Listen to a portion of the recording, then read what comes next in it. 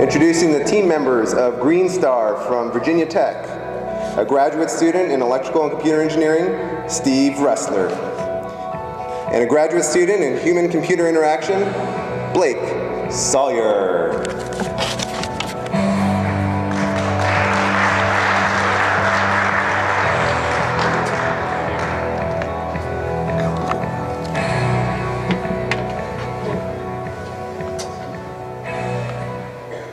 Hi, how's everyone doing? Can you hear me? Cool. All right, so my name is Blake Sawyer. I'm a computer scientist at Virginia Tech working on my PhD in human-computer interaction. So working with user-centered design and then also physical computing systems. The other team member who wasn't able to make it this week is Steve Ressler. He's a computer engineer working on his master's, and he has about 3 years experience in the industry building embedded systems. So we're GreenStar, and we believe smart grid technology starts in the home. We want to help you understand how much electricity devices in your home are using, and we want to help you take control to help save money. So we provide you with an affordable, modular solution to energy management and home automation. So over the past 30 years, home electronics have nearly doubled, and with that, the cost to power these devices has also doubled. The Department of Energy suggests that if people are just aware of their energy usage, they can reduce it by as much as 20% just by making some behavior changes during the day. So we want to provide you with that awareness, but we also want to give you more control through home automation, such as scheduling alerts, where you can save you more money. So how does the system work? So it takes 3 steps to set up. First, you plug in your appliances and devices into one of our smart power strips or outlet covers. These send power usage data back to the web, and then they can be remotely turned on and off. Next, you plug in a communication node into a power outlet in your home and then into a home router. This provides power line communication throughout the entire house. So you can start with a few outlets and then expand to more as you want more control and more monitoring. Lastly, log on to our website, register your new outlets, and then you'll instantly see real-time energy usage coming from each one. You'll be able to track your trends, find out what's costing you money, and then take control to help save that money. So this is a video demo of what we have working. We had 3 outlets in my living room to our TV, DVR, and stereo. So you can see real-time wattage there. You can click on an outlet and get more details, a real-time graph. The TV, it's actually in sleep mode, so it's wasting energy right now. So you can imagine you'll be able to see how much it's costing you daily, weekly, monthly, that kind of thing. You'll go to a home automation page and set up a schedule or alert for this device or multiple devices. So this is what we're working on. Okay, so what's this industry look like that we're trying to get into? So our product lies in 2 industries. It lies in the home automation industry and the energy management industry. And these 2 industries are booming right now. Pikes Research estimates that in 2011, they made the estimate that by 2020, these would be $20 billion a year industries. And they talk about 3 major players that are in these industries. The first one is utility companies with smart meters. Service providers is the second one, such as ADT, Verizon, Comcast are working on total home solutions, usually at a hefty price. And the last one where we fall into is the bottoms-up, do-it-yourself approach, where the customer has the ability to configure it the way they want to, as large as they want to throughout the house. And so while these first 2 competitors are sort of dominating the market right now, we're going to see a reversal of that over the next decade. Also, in terms of annual units sold, ABI Research in 2009 estimates that in 2016, systems like ours will be 12 million of these sold in the US. So it's an ideal time for this product to be market. In terms of potential customers, so there's 3 groups that we're looking at. The first one is smart meters, smart meter owners. There's about 20 to 25 million of them in the US, and they're growing every year by the millions. And we'll talk more about them because we feel they're the most important. They're going to be our entrants in the market. We'll talk more about them in a second. Second group is homeowners and renters. There's about 114 million of them in the US. Usually systems like ours are marketed just to homeowners because they're usually permanent installs. With ours, it's modular, expandable. You can take it with you as you go. It's just another power strip or outlet cover. So we can market to those because there's a larger population. Last one is new homeowners, the home builders. There's about 80 to 100,000 new homes built each year, and we can pre-install the system into their home. So what are we going to offer initially? What features and what products are we going to offer initially? So we're going to offer a starter kit. This is a communication node and a 6-outlet power strip. This is 1 communication node per household, so that'll get you started. We're going to offer it for $99. The cost of build right now is an estimate between $20 and $40. That'll go down over time. An additional power strip will be $39, an additional outlet cover will be $19. Anyone who buys our devices will have access to our web and mobile apps. We sort of showed what we've been working on there. So we want to keep working on that, make it very easy to use, friendly, and fun, and then also expand to Android and iOS devices. So current competition, we compare ourselves here to 3 competitors. The first 2, Energy Hub and Modlets, are similar to ours, but they use an outlet-based approach. And then the last one is eMonitor. It does a circuits-based approach. So in terms of software, they all offer some sort of web and mobile app to interact with the system, except for Modlets is a dedicated computer at home. Automation, so only Energy Hub can turn things on and off. We're going to do that too, but also provide scheduling and alerts, more complex home automation techniques. So communication protocol, this is probably our biggest competitive advantage. We talk over the existing power lines of the house. All the other competitors use wireless technology, which means their products are more expensive to build, more cost burden on the customers. They offer some sort of starter kit like us. Like we said, we're going to be $99. Our closest competitor in India is $400 just to get you started. So we're a quarter price of them, which means our customers can start saving money 4 times faster. And then there's additional costs there. So initial market, how are we going to hit the market? How are we going to enter it? That's the most important part. We talked about smart meters. So originally when I started thinking this idea, I thought utility companies, these smart meters, were our enemy. They were our competition. But it's actually not true. Utility companies want to save their customers money because they can have more customers and they don't have to build more power lines. So they want to save their customers money. So we believe forming a relationship with these utility companies that are selling, installing these smart meters will be our entry into the market. We want to form a relationship with them early on and hopefully get an exclusive relationship with them where they buy our product and either give it to their customers like they do smart meters or sell it to their customers. So 87% of Americans want green technology like ours, but only 5% actually know that systems like ours exist. So we feel through target advertising we can inform a large majority and then also expand more. After 1 or 2 years, we have a price break and get a large majority of homeowners, renters, and home builders.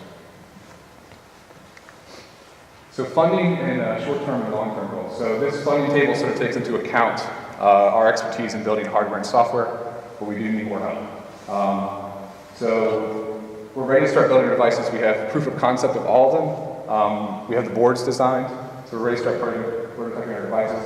We want to continue working on our compelling website. We need a graphics designer early on. I can make things easy and make things work, but I can't make them pretty, so I need a graphics designer. And then we want to early on explore licensing and exclusive relationships with these utility companies. We feel like this is the best way to protect ourselves, is having these relationships with utility companies. So we need a marketing guy who can give us a warm introduction to these different utility companies, who knows how this business works. We can talk to them. Long-term goals is we want to expand to a product line of smart outlets. So we don't want to just support power strips and outlet covers. We want to expand to the high-energy devices in the home, such as HVAC, washer and dryer, refrigerator. So we want to work on that. And then on the website, we don't want to just support monitoring and home automation. We want to expand to online communities. People can create groups with friends. They can share and learn from each other and also compete all in an effort to save money. So this is the next 1.5 years, our goals. By the end of 2012, we want to be in 50 homes doing market testing. So that means we need to start building our devices now. We're currently doing that back at Virginia Tech, and continue working on our website, hire that graphics designer, and also hire that marketing guy. He needs to be with us during the way so he knows everything about the system and about the product. 2013, we want to identify utility companies, start building a relationship with them through our marketing guy, and then identify manufacturers and get a UL certificate. UL certificate takes a long time. That might be a little too short, so we can start working on that. We want to have an initial production run by the summer of 2013 of about 2,500 units, and hopefully by the last half of 2013 start rolling out these units. Projections. So, like I said, we want about 2,500 units by 2013. By the year 2016, less than 4 years, we want to have 250,000 customers. And these estimates on projections are based off just selling starter kits for $100 and cost to build for $40. That's the upper end of cost to build.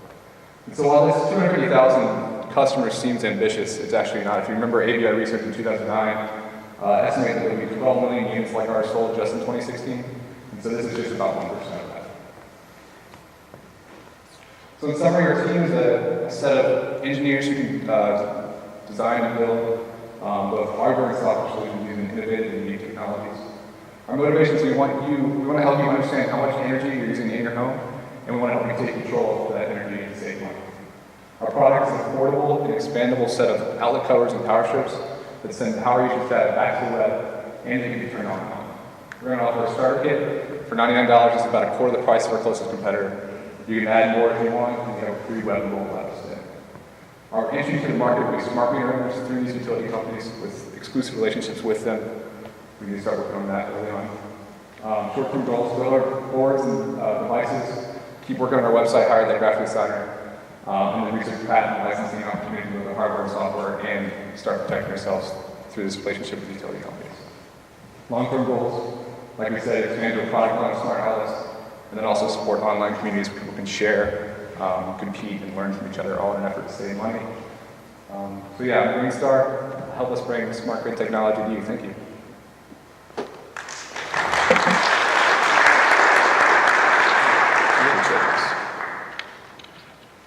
They say I get to ask the first question. Sure. So I have a couple of questions, actually. My first question is about your information security as you transfer it from the modem through the internet, I guess, to the mobile device. What is your security platform that you utilize to ensure security? I mean, I guess I don't have the exact details of that, but we know that's a sort of a known problem. I mean, people share information all the time around the internet, so there's a known solution to that. And we don't feel that that's going to be a problem designing our systems in terms of privacy for the user. Obviously, there's going to be authentication and how you upload the data and how you log into a website and only you can see your data that you're collecting. So we don't think that's going to be an issue in terms of privacy and security. But you haven't fully looked into that yet? No. I mean, we know that's going to happen when we scale up and start supporting these more customers, but we don't feel it's going to be a big barrier to entry. It's definitely an important concern. Utility VOC, did you do any conversations with utilities to validate that your market plan is the right approach? So this idea of working with utility companies is a fairly new idea to us. Like I said, we thought that they were going to be our competitors early on, so we hadn't started talking to them. That's what we need now, is that warm introduction to these utility companies. We feel like we want to start small. We know a few places that are doing smart meters in Virginia. I think Danville is one of them. There's also Virginia Tech Electric. We want to start talking to them. They provide real-time energy usage to their customers. So we could probably talk to them and maybe jump on what they currently have for customers. But no, we haven't started talking to utility companies yet. Do you understand time of use pricing? Excuse me? Do you understand time of use pricing from a utility to a customer? No. Okay. And then market segmentation, so if you're looking at a do-it-yourself, let's call it the Home Depot model, what is the payback period on the device? Okay, so, when you buy a device, how long does it take until you make your money back in terms of savings? So, it's about $1,400 a year average cost to power a house. And like we said, the Department of Energy estimates that if you're just aware of energy usage, you can reduce it by almost 20%. With our product, we think we can do more because we have more control from anywhere. So we're thinking it costs $100 to buy the product. Within 6 months, we'll have that $20 back. That's our estimate. So conservatively, it'll take a year, 10%. Yes. And then HVAC, is that just a different power strip? To get to your heavier appliance load, is that just a different power strip? Yes, that would be it. Yeah, once we start rolling out these initial power strips and outlet covers and start expanding the new product line, yes, that would be just another outlet cover specialized for your washer and dryer or your different outlets, 220 volts and stuff like that. Okay. But can I just follow up on the payback period? So initially your product's not going to apply to HVAC, washer and dryer, or some large appliances, right? Right. So you're really talking about, I guess, your stereo system, or your cable box, or your home PC. Right. And so I'm just wondering, when you do your payback period analysis, you're accounting just for savings on those devices alone? Right, so I think home electronics are about 40% of your total electricity. I know they're not the majority. So yeah, I think, when I say you can save more than 20%, that's 20% of of the 40%. So yeah, I mean, I think you look at it, you know, we estimate 6 months, but you know, it could be a little bit longer, more like a year. But if you remember, I mean, it's also, you know, value, not just trying to make your money back, break even. You know, there's value through, you know, having that control from anywhere, control appliances in your home, check to make sure things aren't running when they should be running, and really react to smart meters if you have one, stuff like that. But, so primarily, initially, if I were to install this, you know, from my mobile device or from the internet, essentially I can see if my cable box is on, I can turn it off. What other things could I do initially, since it's not going to apply to HVAC and some of the larger things? So there's a lot of, I mean, pretty much every electronic device has this, you heard of vampire usage? So, you know, even when you have a monitor, your TV off. So this demo that I showed was real time with my TV. You saw it was doing about 20 watts. That's actually, the TV's off right there, not being used for sleeping. So we could save that, turn that off, set up a schedule. I'm never going to watch TV from 3 to 7 a.m. On this day, you know, different time slot, different day. So, you know, we can turn it off during those hours. So yeah, controlling that vampire leakage, I think that's the nomenclature that they use. I don't know if you have children, but there's the Caillou problem, which is between midnight and 7. My 3-year-old's favorite show is being taped on the DVR. Okay. So what happens when you kill the power of DVR? He wakes up in the morning and says, "Dad, I wanted to help my Caillou." That's, for your particular case, you wouldn't want to set up a schedule like that.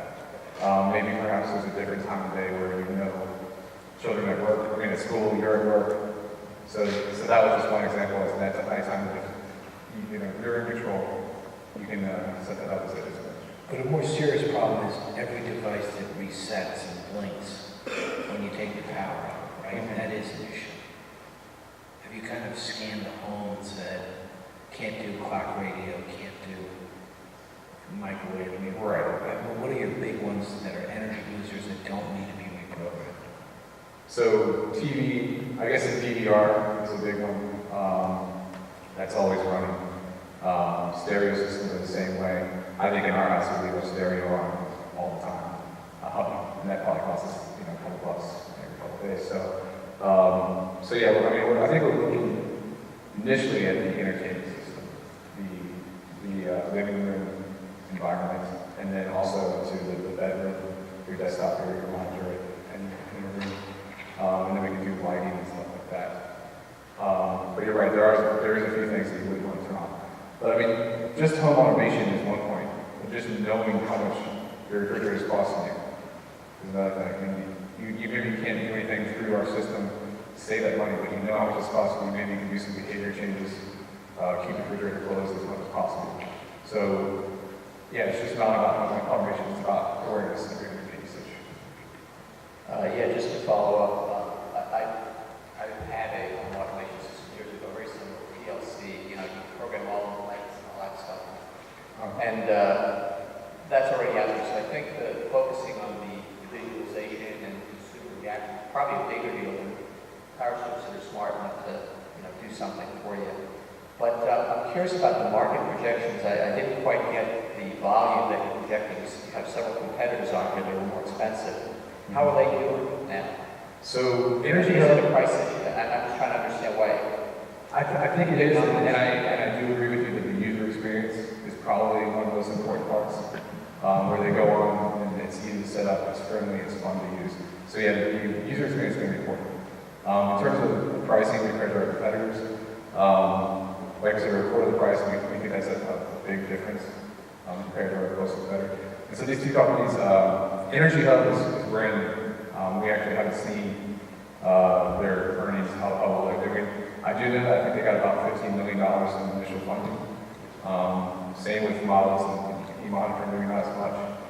So they're fairly new, at least the ones that I've looked at. So I'm not sure exactly how well they're doing and if prices is their problem. I think their problem is they're going from a consumer standpoint. They're trying to get into the homes, you know, through advertising to the consumer. If they can get into the homes of these utility companies, that's a big problem they're having that we can solve, that we can do differently. Quick question. Are you a consumer company at the end of the day, consumer facing or what? I think we thought we were originally, and then when we started looking at how we can get to the market, trying to sell our stuff through big box stores like Home Depot and Lowe's and stuff like that. I don't think that's something further down the road when we can build our stuff. We know how to build our thing. We can build much more affordably. So early on, maybe we're not. We're selling to the utility companies, and they're either giving it to the customers or selling it back to the customers. The key to that is the utility companies. We believe that they're buying. Can I keep going? Just wrap it up So in yeah, 5 they're seconds. buying millions of smart meters a year. So if they start buying bulk like that from us, we can sell it for much less than we think. Thank you. GreenStar.